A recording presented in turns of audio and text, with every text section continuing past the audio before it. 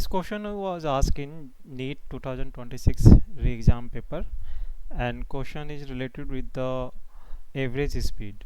Simply average speed का formula लगाना है, बट यहाँ पे थोड़ा सा कॉम्प्लेक्स चीज़ क्या है, यहाँ पे इक्वेशन ऑफ पोजीशन दी है जो कि वेरिंग है विद रिस्पेक्ट टू टाइम. तो कंप्लीट क्वेश्चन एक बार देख लेते हैं क्या है. क्वेश्चन है, consider a particle moving along a straight line which position as a function of time is given by this equation where alpha is 1, beta is 6 and gamma is 5. The average speed of particle in meter per second from the t equal to 0 से लेके 6 second के बीच में कितना average speed रहा. तो simple average speed का formula क्या है, total distance by total time. तो ये फॉर्मूला यूज करना है, बट हमें टोटल टाइम तो पता है that is 6 second, but total distance हमें फाइंड करना होगा.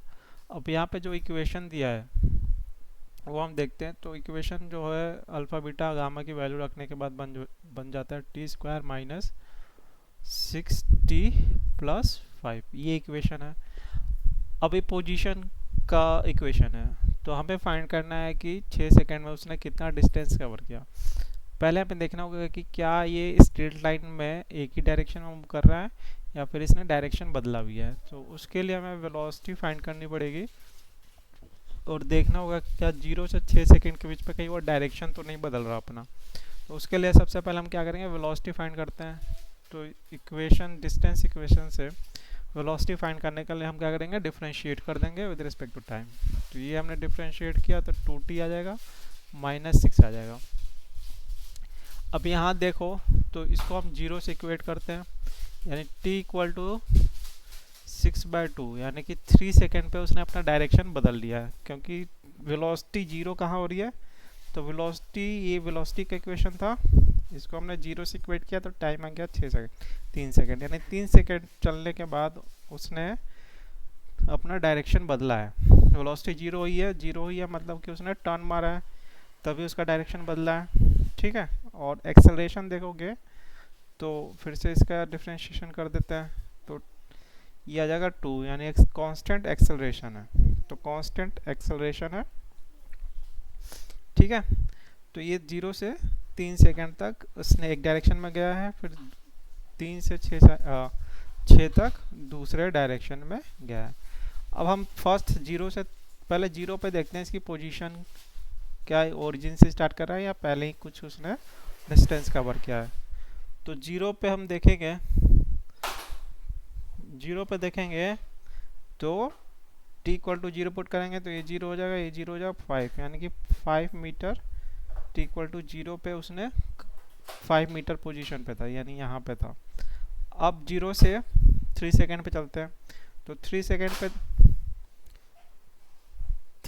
पे देखेंगे,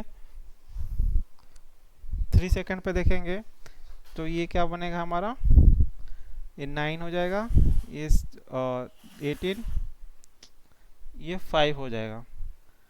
तो ये पूरा सॉल्व करेंगे तो -4 आएगा, यानी कि वो -4 पे कहीं पे 0 पे है, यानी यहाँ पे है. 3 सेकेंड पे यहाँ पहुँचा है. ठीक है. तो इसको अगर हम टोटल डिस्प्लेसमेंट देखें तो पहले 5 था यहाँ पे और यहाँ से यहाँ आ गया, तो 3 पे ये यहाँ पहुँच गया.